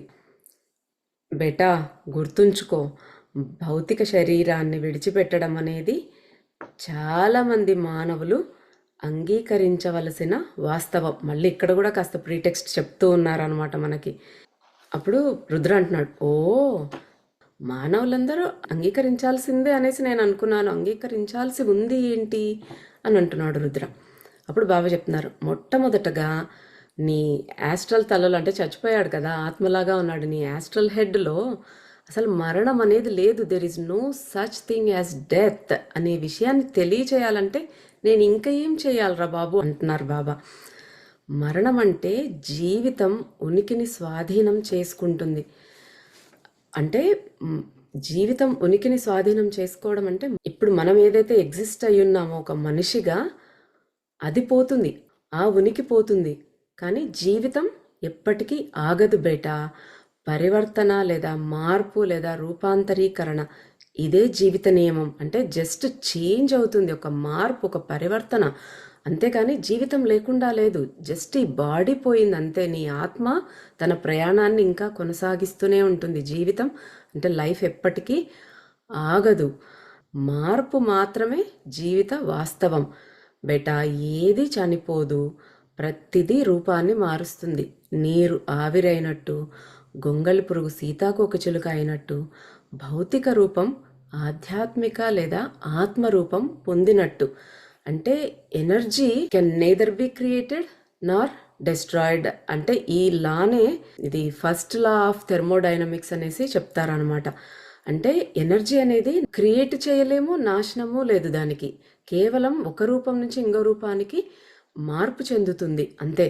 ఇప్పుడు కరెంట్ ఉంది, అది వైర్లలో ప్రవహించి మనం లైట్ స్విచ్ చేస్తే లైట్ వెలుగుతుంది, ఫ్యాన్ స్విచ్ చేస్తే ఫ్యాన్ వస్తుంది. కానీ లోపల ఉండే కరెంట్ అంతా సేమ్. అలాగే ఈ జీవితం అనేది ఉంటుంది, ఆత్మ లోపల అనేది ఉంటుంది. అది వేరు రూపాలుగా మనం ఒక్కొక్క శరీరం తీసుకొని ప్రకటన అవుతాం. ఇప్పుడు సముద్రంలో ఉన్న నీరు వేడికి ఆవిరైపోయి మేఘాలుగా మారి తర్వాత మళ్ళీ వర్షిస్తుంది. ఆ మేఘం అంటే నీళ్లు మళ్ళీ వస్తాయి, మళ్ళీ ఆ వేడికి ఆవిరైపోవడం, మళ్ళీ పైకి వెళ్ళాం. అంటే ఇదంతా జస్ట్ ఒక సైకిల్, ఒక రూపం చేంజ్ చేసుకుంటుంది. నీరే ఆవిరైతుంది, ఆవిరే మంచుగా మారి మళ్ళీ అది ద్రవీభవించి వర్షంగా నీళ్లుగా మారుతుంది, మళ్ళీ నీళ్లు ఆవిరిగా మారుతుంది. ఒక గొంగళి పురుగు మారి సీతాకోకచిలుకగా. సో ఇలాగ మార్పు చెందుతుంది అంతే. దానికి ఒక నాశనము అంటూ లేదు అనేసి చెప్తూ ఉన్నారనమాట. మరణానికి చోటు లేదు. జీవితం గురించి ఒకే ఒక నిజం ఏమిటంటే అది ఎన్నడూ ముగియదు. నీకు మాత్రం జీవితంలో ఒకే ఒక మంచి విషయం ఏమిటంటే అది చివరికి ముగుస్తుందని నాకు తెలుసు. కానీ మరణం ఒక మిథ్య. జీవితం ఎన్నడూ ముగియదు, అజ్ఞానం మాత్రమే ముగుస్తుంది. శరీరాలు వాడిపోయి ధూళి అవుతాయి, ఆ ధూళి నుండే కొత్త జీవిత రూపం ఉదయిస్తుంది. అది కూడా వాడిపోతుంది, దాని నుండి మరేదో ఉద్భవిస్తుంది. కానీ ఆత్మ ముందుకు సాగి కొత్త శరీరాన్ని పొందుతుంది, లేదా ఆధ్యాత్మిక ప్రపంచంలోనే తన కర్మను నిర్వహించడం ప్రారంభిస్తుంది. జన్మలు తీసుకునే కొద్దీ జ్ఞానాన్ని సంపాదిస్తూ ఉంటామన్నమాట. ఆ జ్ఞానం అంతా ఆత్మలోకి అప్లోడ్ అవుతుందని తెలుసుకున్నాం. అంటే మనలో ఉన్న అజ్ఞానం పోతూ ఉంది. ఈ సైకిల్ ఇంకా జరుగుతూనే కొనసాగుతూనే ఉంటుందన్నమాట. మనము కొన్ని విషయాలు భూమి మీద నేర్చుకుంటాము, ఇంకా భూమి మీద అయిపోయింది మన కర్మ నిర్వహించేది, కానీ ఇంకా కాస్త లర్నింగ్ మిగిలి ఉంది అనేది మనము ఆధ్యాత్మిక ప్రపంచంలోనే, అంటే పైన ఆత్మతలాల్లో ఉండిపోయి అక్కడే కూడా కొంచెం నేర్చుకోవడం అనేది ఉంటుంది ఆ స్పిరిట్ బాడీతో కూడా. అప్పుడు పూర్తిగా పరమాత్మలో లయం అవుతాం. అంతేకాని మరణం అనేది లేదు. పుట్టిన తర్వాత ఒక ఆత్మ క్రియేట్ చేయబడి భగవంతుల్లోంచి వచ్చిన తర్వాత మళ్ళీ భగవంతుల్లోకి వెళ్ళిపోతుంది. అప్పుడే ఫుల్ స్టాప్. అంతవరకు ఈ మరణాలన్నీ కామాలే అన్నమాట. ఫస్ట్ ఎపిసోడ్లో ఆ యంగ్ కపుల్ గురించి చెప్పినప్పుడు బాబా చెప్తారు, వాళ్ళు ఈ లైఫ్ని ఏ పర్పస్ మీద అయితే వచ్చారో, ప్రశాంతంగా ఈ సమస్యలని ఎదుర్కొనే, ఆర్థిక కష్టాలని ఎదుర్కొన్నారంటే ఇంకా వాళ్ళు నేర్చుకోవాల్సింది ఏమీ లేదు, కేవలం ఇది ఒక్కదానికోసమే జన్మ తీసుకున్నారు. తర్వాత ఇంకా చిన్న చితక ఉన్నటువంటి కర్మలు వాళ్ళు ఆత్మతలాల్లోనే నేర్చేసుకోవచ్చు, అవి ఇంకా ఇక్కడ మళ్ళీ భూమి మీదకు రావాల్సిన అవసరం లేదు అని చెప్తారు. అలాగే మనం కూడా మనం భూమి మీద నేర్చుకోవాల్సినదంతా అయిపోయిన తర్వాత ఇంకా మళ్ళీ భూమి మీదకి తిరిగి రావాల్సిన అవసరం ఉండదు. అక్కడే ఆత్మతలాల్లోనే నేర్చుకుని ముందుకు పురోగమిస్తామన్నమాట. రా ఆ స్త్రీని చూడు. మళ్ళీ ఆ స్త్రీని చూపించే లోపల కూడా మళ్ళీ బాబా ఈ మరణం గురించి మనకు ఒక క్లారిఫికేషన్ ఇస్తున్నారు. రా ఆ స్త్రీని చూడు. రుద్ర తనని తాను ఒక మధ్య వయస్కురాలి గదిలో కనుగొన్నాడంటే తనను చూసుకుంటే తను ఒక మిడిల్ ఏజ్డ్ ఉమెన్ రూమ్లో ఉన్నాడనమాట రుద్ర. ఆమె చుట్టూ విషాదం మరియు కోపం యొక్క దట్టమైన గోడతో చుట్టుముట్టబడి ఉంది. మరియు ఆ చీకటి ఆరా అనే గోడ వెలుపల ఒక వ్యక్తి ఆమెను చూస్తూ ఉన్నాడు. అతని నిస్సహాయత మరియు అపరాధ భావం, అంటే గిల్ట్, రుద్రను వణికించేలా చేసింది. ఆ వ్యక్తి రుద్రను చూసి మళ్ళీ ఆ స్త్రీని చూశాడు. బాబా ఇప్పటికే అక్కడ ఉన్నారు. ఈ ముసలాయన ప్రతి చోట ఉన్నట్టు అనిపించింది. ఆమెని రుద్ర చూడటానికి వెళ్ళినప్పుడు ఆమె ఏదో బాధతో ఉన్నట్టుంది. ఆమె ఆరా అంతా కూడా దట్టంగా మందంగా ఒక గోడలాగా ఉంది. ఆ గోడ అంటే ఆమె ఆర వెలుపల ఒక వ్యక్తి, అంటే ఆ రూమ్లోనే ఆమెకు కాస్త దూరంలో ఒక వ్యక్తి కూర్చుని ఉన్నాడనమాట. అతనిలో హెల్ప్లెస్గా, అంటే అతను ఏమి ఇంక నేను ఏం చెయ్యలేను అన్నట్టు హెల్ప్లెస్గా చూస్తూ ఉన్నాడు. ఆ వ్యక్తి రుద్రని చూశాడు, మళ్ళీ స్త్రీని చూశాడు. ఆ వ్యక్తి రుద్రాన్ని చూశాడంటే ఇక్కడ ఏంటి మీనింగ్? రుద్ర సోల్, మరణించిన వ్యక్తి. ఆయనను ఈ వ్యక్తి చూశాడు అంటే ఈ వ్యక్తి కూడా ఆత్మ అన్నమాట. ఆయన జీవించలేడు. ఆ మధ్య వయస్కురాలు ఒక్కటే జీవించి ఉంది. ఆ పక్కన కూర్చున్న వ్యక్తి ఆయన కూడా ఒక ఆత్మ అన్నమాట. ఆ వ్యక్తి సంజీవ్ 17 సంవత్సరాల క్రితం భౌతిక ప్రపంచం నుండి మరణించాడు. అతను చనిపోయి 17 ఇయర్స్ అయిందంట. అతను ఎటువంటి కదలిక లేదా ప్రగతి సాధించలేదు. అతను భూమికి బంధించబడి ఉన్నాడని చెప్పవచ్చు. అంటే ఎర్త్ బౌండ్ సోల్గా ఉన్నాడనమాట. చనిపోయిన తర్వాత మూవ్ ఆన్ అవ్వలేదు నెక్స్ట్ లెవెల్స్కి, నెక్స్ట్ ఆత్మతలాల్లోకి. ఇక్కడే భూమికే బంధించబడిపోయి ఉన్నాడు, ఎర్త్ బౌండ్ సోల్గా ఉన్నాడనమాట. వాస్తవానికి అతను తన భార్య యొక్క దుఃఖం, విషాదం మరియు ప్రేమచే బంధించబడి ఉన్నాడు. ఈమె అతని భార్య సుధ. ఆమె అతన్ని చాలా ప్రేమించింది. హఠాత్తుగా గుండెపోటుతో అతను మరణించిన తర్వాత ఆమె జీవితం ఆగిపోయింది. 17 సంవత్సరాల 42 రోజుల 6 గంటల 14 సెకండ్లు టైంతో సహా ఇస్తున్నారు. అతను చనిపోయి 17 years 42 days 6 hours and 14 seconds అయిందంట. అతను ఎల్లప్పుడూ ఆమెతో ఉంటాడు. ఆమె అతనితో మాట్లాడుతూ అతని కోసం ఎల్లప్పుడూ ఏడుస్తుంది. ఆమె దుఃఖం అతన్ని ఆమెకు బంధించింది. అటువంటి లెక్కలేనన్ని ఆత్మలు, కుటుంబాలు మరియు స్నేహితుల ప్రేమతో బంధించబడి ఉంటాయి. హఠాత్తుగా ఆయన హార్ట్ అటాక్తో చనిపోయాడు. వాళ్ళిద్దరూ చాలా క్లోజ్గా ఉన్న వ్యక్తులు. అతను అలా చనిపోవడంతో ఆమె తట్టుకోలేకపోయిందనమాట. అప్పటి నుంచి ఆమె ఇంకా అతని కోసం ఏడుస్తూనే, బాధపడుతూనే ఉంది. 17 years is a very long time. అన్ని ఇయర్స్ నుంచి ఆవిడ అలానే ఉంది. ఆమె అంత ఇదిగా ఉన్నందుకు ఇతను కూడా మూవ్ అవ్వలేకపోయాడు ఇంకా పైకి. ఆమె దుఃఖం అతన్ని కట్టి పడేసింది. ఫస్ట్ ఫకీర్ బుక్లో నుంచి కూడా తెలుసుకుంటూనే ఉన్నాం, మన దుఃఖం అనేది ఆ ఆత్మలు పైకి వెళ్లకుండా వాళ్ళని ఎలాగా బంధించేసి కట్టేసి ఉంచుతాయి అనేది. సో ఈమె అంత దుఃఖంగా ఉంది కాబట్టి అతని ఆత్మ పైకి వెళ్ళలేకపోతుంది అనమాట. అక్కడే బంధించబడిపోయింది. అతను బంధించబడ్డాడు అంటారేమిటి బాబా? అతన్ని ఆమెకు బలవంతంగా బంధించేది నాకు ఏమీ కనిపించడం లేదు. రుద్ర, అతన్ని ఎవరు బంధించలేదు కదా, ఆయన బంధించబడ్డాడు అంటారేంటి అంటున్నాడు. దుఃఖం, అపరాధ భావన, అజ్ఞానం, కోపం, కామం, స్వాధీనత అంటే పొసెసివ్నెస్, ఈ భావోద్వేగాలు నల్లని మేఘాలు. అవి చాలా బరువైన కంపనాలను సృష్టిస్తాయి, హెవీ వైబ్రేషన్స్. ఈ దుఃఖము కానీ, నేను తప్పు చేశాను అని ఆ గిల్టీగా ఫీల్ అవ్వటం, చాలా గిల్ట్లోనే ఉండటము, తెలియకపోవడం, అజ్ఞానంలో ఉండటము, కానీ ఈ పొసెసివ్నెస్, నాదే, అది నాకే సంబంధించింది, అన్నీ నాదే అనే అలాంటివన్నీ కూడా చాలా హెవీ వైబ్రేషన్స్ని క్రియేట్ చేస్తాయి. అవి ఆత్మను వెలుగు వైపు కదలనివ్వవు. అవి గురువు శక్తిని వ్యక్తితో లేదా ఆత్మతో విలీనం కావడాన్ని నిరోధిస్తాయి. కొన్నిసార్లు కుటుంబ సభ్యులు దుఃఖం లేదా ప్రేమ ద్వారా ఆత్మ చుట్టూ గోడని నిర్మిస్తారు. ఉదాహరణకు ఈ వ్యక్తినే తీసుకోండి. అతను తన ఎదుగుదలతో ముందుకు సాగాలని కోరుకోవడం లేదు మరియు స్తంభించిపోతున్నాడు. నన్ను నమ్ము, ట్రస్ట్ మీ, అది నరకం కంటే ఘోరమైనది. ఎందుకంటే అర్త్లీ వైఫ్ అంటే ఈ భూలోకంలో ఉన్న ఈ భార్య అతన్ని చూడలేదు, కానీ ఆమె ఎంతో భావోద్వేగానికి గురవుతుంది. ఇప్పుడు ఆమెకు తెలియకుండానే తన దుఃఖం ద్వారా తన భర్త ఆత్మను భూమికి బంధించింది. అతను నిరంతరం ఆమెతో ఉన్నాడు, కానీ ఆమె కోసం ఏమీ చేయలేడు. ఎందుకంటే ఆమె తనను తాను విషాదపు చీకటి గోడతో కప్పివేసుకుంది. పాపం, ఆ మనిషి చేయగలిగిందల్లా గోడ బయట ఆమె పక్కన ఉండటమే. అతను కుళ్ళిపోతున్నాడు. అంటే హీస్ రాటింగ్, ఎంత బాధపడుతూ ఉన్నాడనమాట. బాబా చెప్పారు కదా, ఈ నెగిటివ్ వైబ్రేషన్స్, ఈ పొసెసివ్నెస్ అనేది, నాదే, నావాడు, నాకే సొంతం అనే ఆ భావన, అది ఒక ఫాల్స్ లవ్. నేను నాదే అనేది ఎప్పుడైనా నాకే చెందాలి అనుకున్నది, అది స్వార్థంతో కూడినది. అది నిజమైన ప్రేమ కాదనమాట.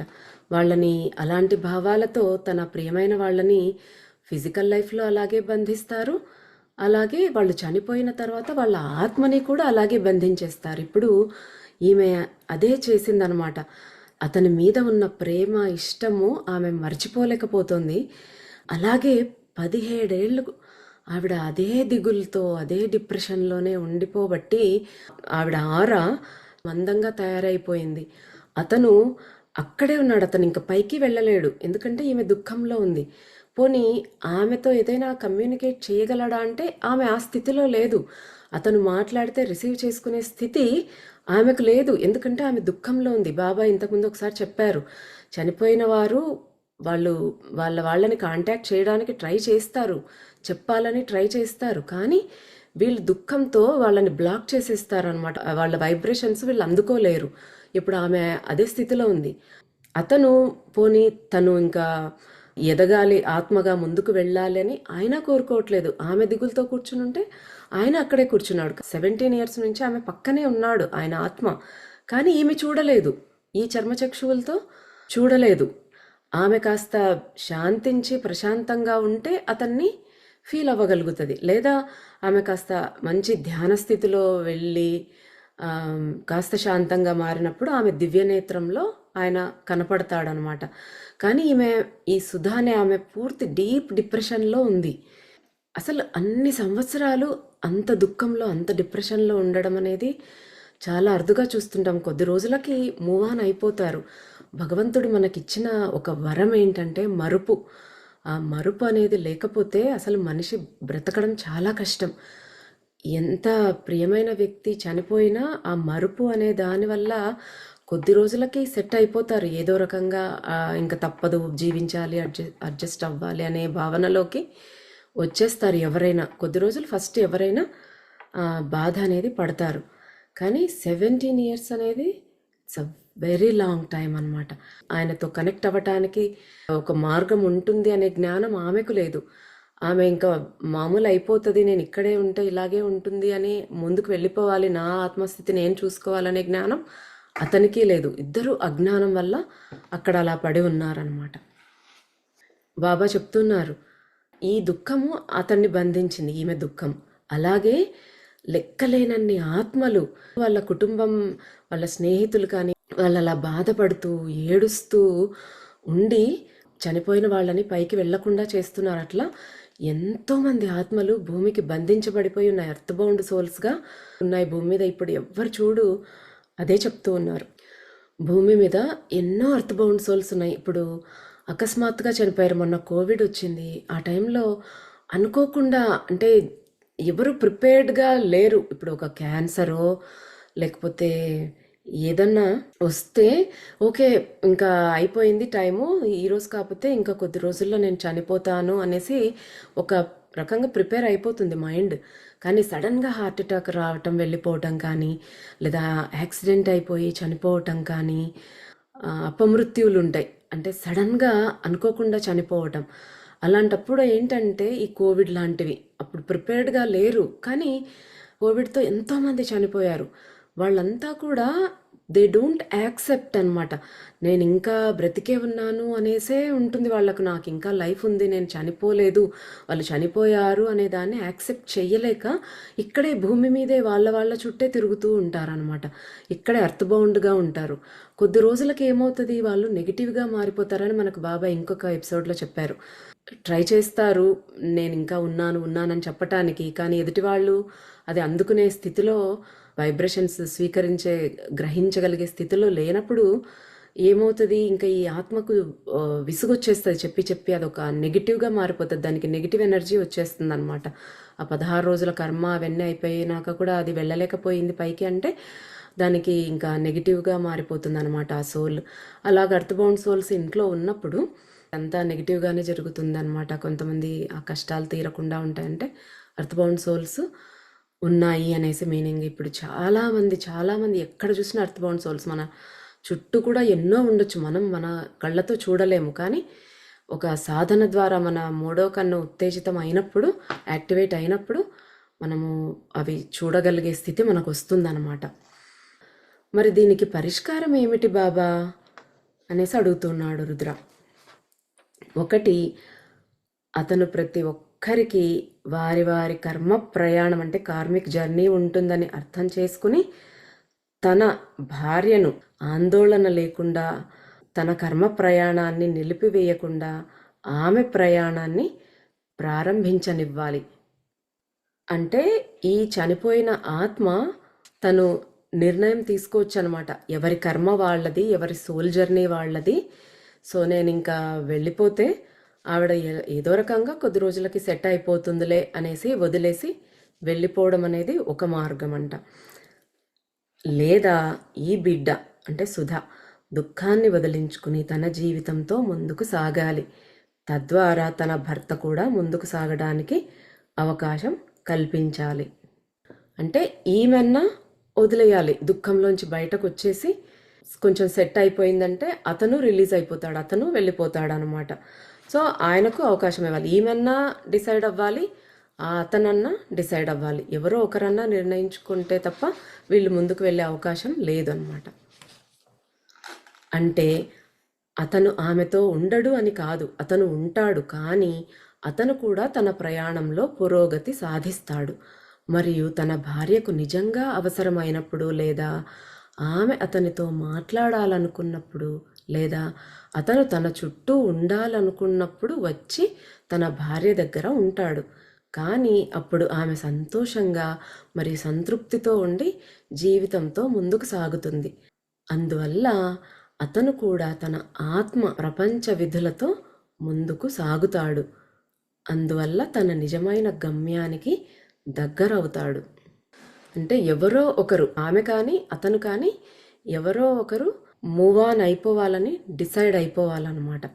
పోనీ అట్లా వదిలేస్తున్నారా, ఇంకా ఆమె అతన్ని వదిలేసిందా, అతను ఇంకా ఆమెను వదిలేసి వెళ్ళిపోతాడంటే అలా ఏం ఉండదు. ఆమెకి ఎప్పుడన్నా అతన్ని గుర్తొచ్చి అతన్ని తలుచుకుంటే అతని ఆత్మ వచ్చి ఆమె దగ్గర ఉంటుందన్నమాట.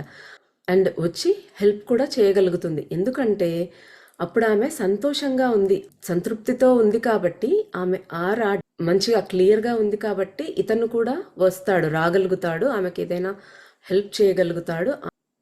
అంటే అతని విధుల్లో ఆయన ముందుకు వెళుతూ ఉంటాడు. కానీ ఈమె తలుచుకున్నప్పుడు జస్ట్ వచ్చి విజిట్ చేసి వెళ్తాడు. ఈమె తన ప్రయాణం కొనసాగిస్తూ ఈమె ముందుకు వెళ్ళడానికి ప్రయత్నిస్తుంది. ఇద్దరికి బెనిఫిట్ అనమాట. దేహ విరమణ చేసి స్పిరిట్ వరల్డ్లో ఉన్న వాళ్ళు కూడా కింద వాళ్ళకి ఇష్టమైన వాళ్ళు తలుచుకున్నప్పుడు వాళ్ళు వచ్చి హెల్ప్ చేయగలిగే అవకాశం ఉంది. మనం చేయాల్సిందల్లా మన ఆరాని క్లియర్గా ఉంచుకోవటమే అన్నమాట. ఆత్మల ప్రపంచంలో మనల్ని గుర్తుంచుకునే వారి నుండి మనం కేవలం ఒక ఆలోచన దూరంలో ఉన్నామని గుర్తుంచుకోండి. ఒక బిడ్డ తన తల్లిని లేదా తండ్రిని గుర్తుంచుకుంటే లేదా పిలిస్తే తల్లిదండ్రులు ఎక్కడ ఉన్నా వారు తన బిడ్డతో ఉండటానికి పరుగున వస్తారు. ఆత్మల ప్రపంచంలో ఈ రీయూనియన్స్, ఈ పునర్మిలనాలు మిలియన్ రెట్లు వేగంగా మరియు మిలియన్ రెట్లు ఎక్కువ తీవ్రతతో పనిచేస్తాయి. ఆత్మ గ్రో అవుతూ ఉంటుందంటే పురోగమిస్తుంది దాని స్వంత ఇష్టంతో. తన ప్రియమైన వ్యక్తి పిలిచినప్పుడల్లా ఆ వ్యక్తితో ఉంటుంది. ప్రతి ఒక్కరూ జీవితంలో ముందుకు సాగుతారు.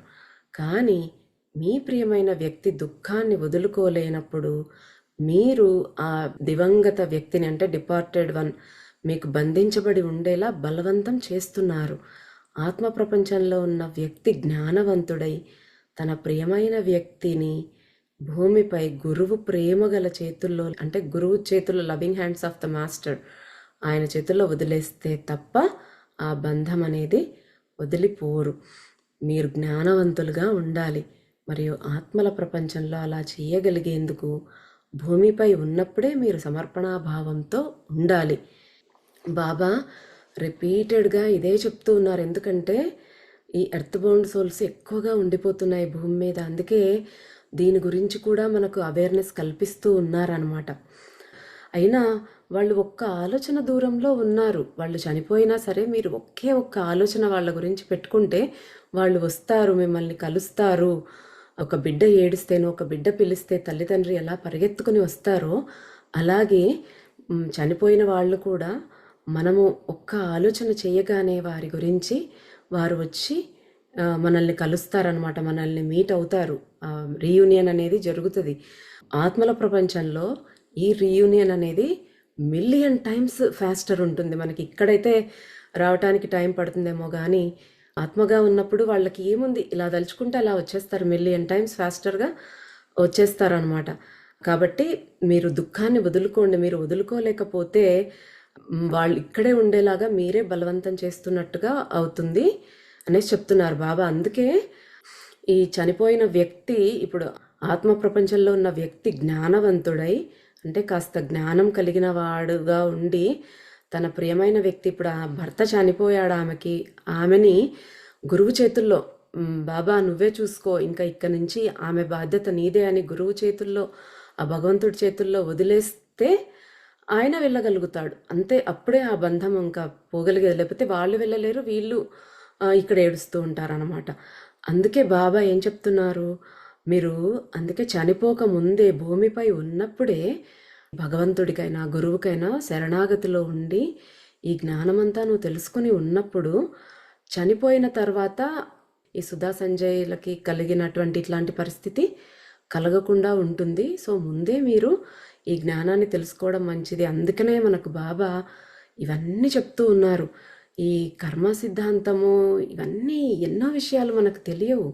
బాబా ఎందుకు చెప్తున్నారంటే వాటి గురించి ఒక అవగాహన అనేది మనకు రావాలి. అప్పుడు లేటర్ ఇన్ ద లైఫ్ ఎలాంటి పరిస్థితి ఎదుర్కోవాల్సి వచ్చినా కూడా అప్పుడు ఈ జ్ఞానం మనకి చాలా హెల్ప్ చేస్తుంది.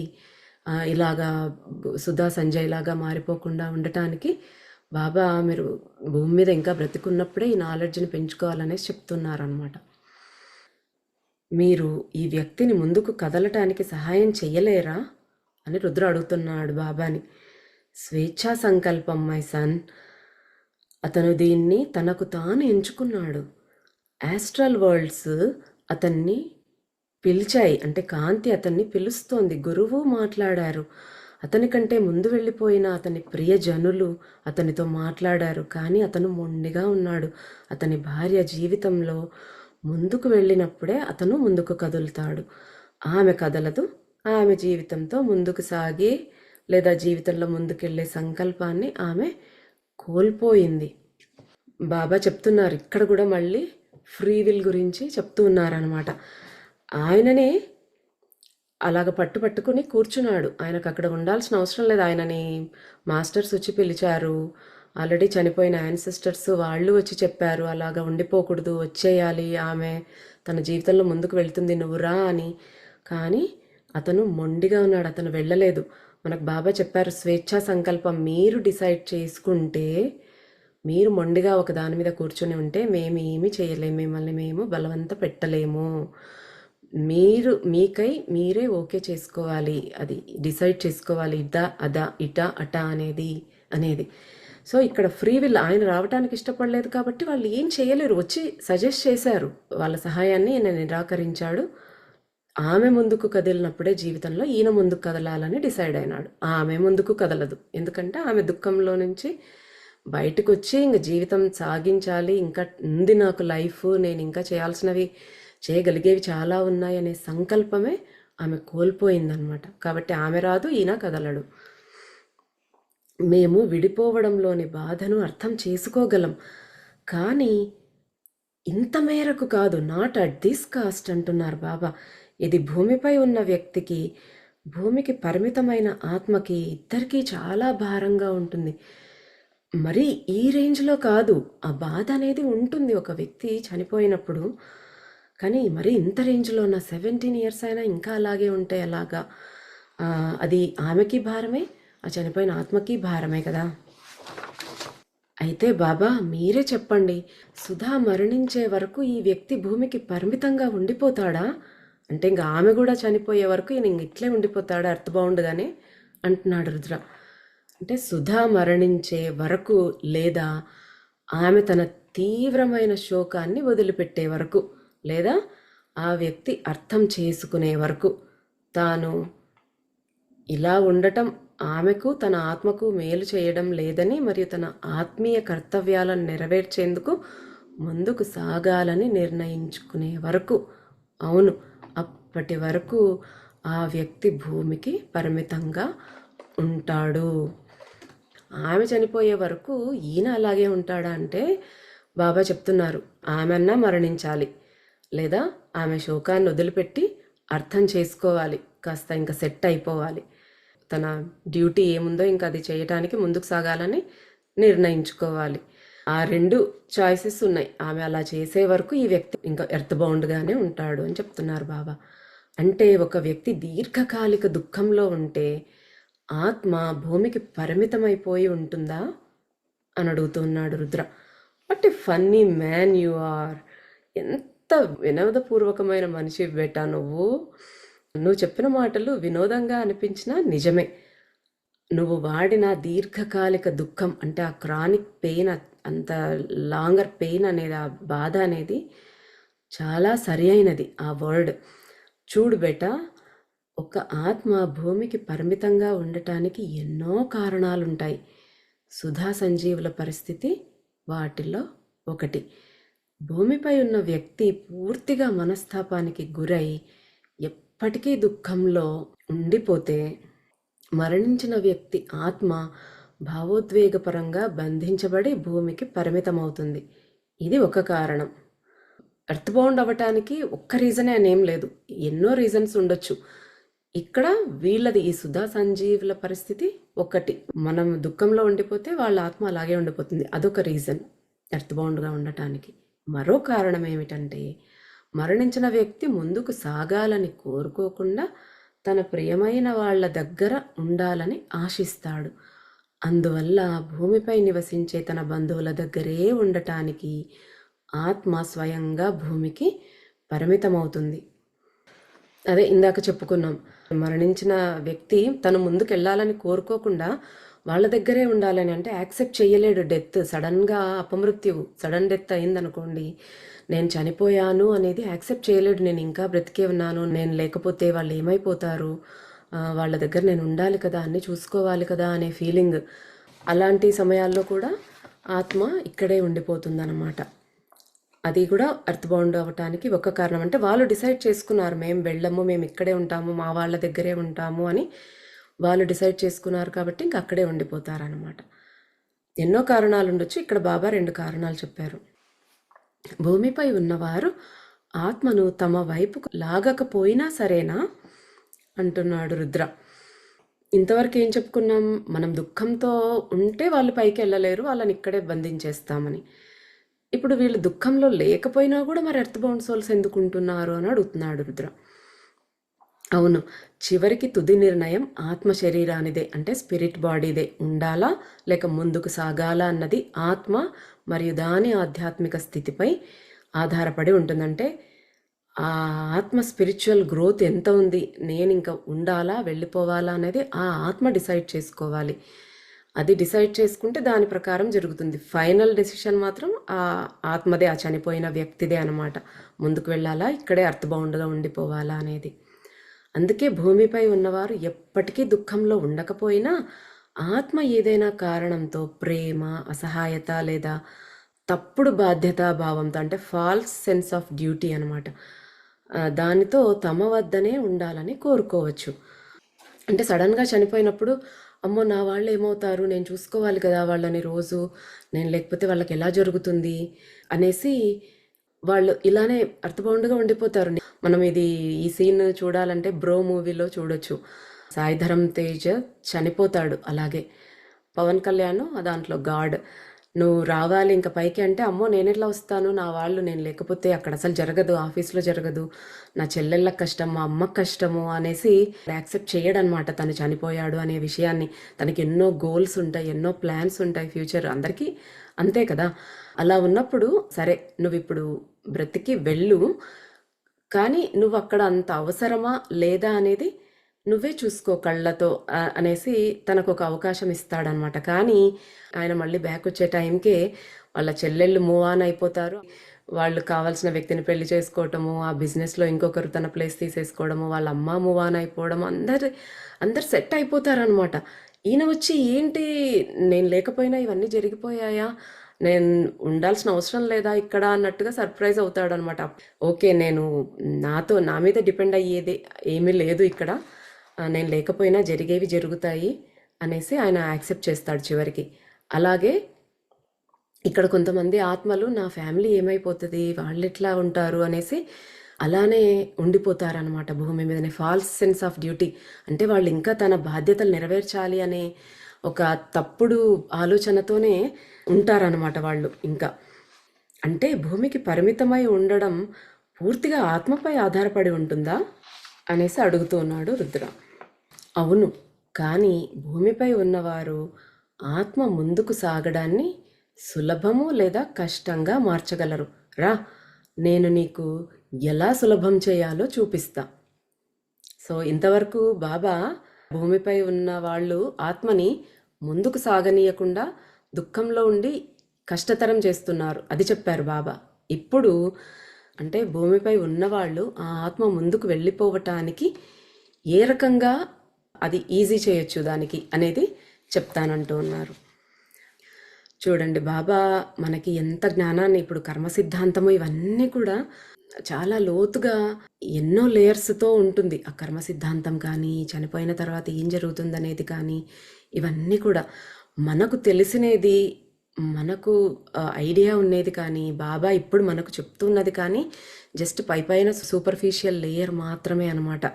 ఇది ఇంకా డీప్గా వెళ్ళే కొద్దీ ఎంతో ఉంటుంది. కానీ మనకు ఆ జ్ఞానం కూడా లేదు.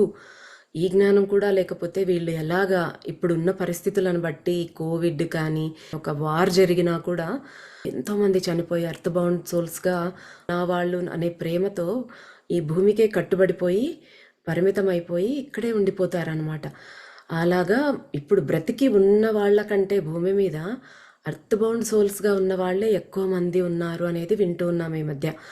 సో మనకి మినిమం నాలెడ్జ్ అనేది ఇస్తే ఆ అజ్ఞానాన్ని వదిలించుకొని ఆత్మకు సంబంధించిన జ్ఞానం, మనకు చనిపోయిన తర్వాత ఏం జరుగుతుంది, ఎందుకు ఇలా గొడవలు పడతాము, ఎందుకు మనం కొన్ని రకాలుగా ఈ ద్వేషము ఇవన్నీ ఫీల్ అవుతున్నాము, కొన్ని మనకు తెలియకుండానే ఎందుకు అలా వచ్చేస్తున్నాయి, ఎందుకు అలా చేస్తున్నాము, ఇలాగా ఒక్కొక్క విషయం బాబా వివరిస్తూ వెళ్తూ ఉన్నారు. అంటే ఇవన్నీ తెలుసుకుంటే ఆత్మ ప్రయాణం అనేది సాగుతుంది, ఆ మరణం అనేది లేదు, విడిపోవడం అనేది లేదు, నువ్వు మళ్ళీ వచ్చి కలుస్తావు వాళ్ళని, ఎప్పుడు కావాలంటే అప్పుడు కలవగలవు. ఇలాగా అన్ని విషయాలు బాబా మనకి చెప్తున్నారు, నేర్పిస్తూ ఉన్నారు. బాబా ఆ ఆస్ట్రల్ తలాలలో ఆయన ఉన్నారు, ఆయన చూసి వాళ్ళకుండే నాలెడ్జ్తో చెప్తున్నారు. కానీ మనకి ఇవన్నీ ఏమీ తెలియదు. అసలు ఎంత అద్భుతంగా ఉంది, ఎన్ని విషయాలు తెలుసుకోవాలి. వేదం అందించిన నాలెడ్జ్లో ఈ కర్మకు సంబంధించి కానీ, మన పద్ధతులకి, అలవాట్లకి, మన జన్మలకి, కర్మలకి ఈ సంబంధించిన జ్ఞానము ఒక సముద్రం అంతా ఉంటే మనకు తెలిసినది అందులో ఒక ఆవగింజంత కూడా లేదు. ఇదే టూ మచ్ అయిపోతుంది మనకి. బాబోయ్, ఇదేంటి ఇన్ని మార్చుకోవాలా, మనం ముందుకెళ్ళాలంటే ఎన్ని చెయ్యాలా అన్నట్టు ఉక్కిరిబిక్కిరి అయిపోతున్నట్టుగా ఉంది ఇవన్నీ తెలుసుకుంటూ ఉంటే. మనకు తెలిసిన నాలెడ్జ్ ఇంత కొంచెం అయితేనే మరి మనం ఇంకా ఎన్ని తెలుసుకోవాలి, ఎంత ముందుకు వెళ్ళాలి, ఎంత అజ్ఞానంలోంచి బయటపడాలి. బాబానే మనకి వెలుగు, కాంతిపుంజం, ఆయననే మనకు దారి చూపించాలి. ఆయనకే శరణాగతి చేస్తూ ఆయన పాదాల మీదే మన తలను ఉంచి ఆ జ్ఞానాన్ని మనకు అందించాలని కోరుకుందాం. సో నెక్స్ట్ ఏం చెప్పబోతారో వచ్చే గురువారం తెలుసుకుందాం. అంతవరకు సెలవు. నమస్తే.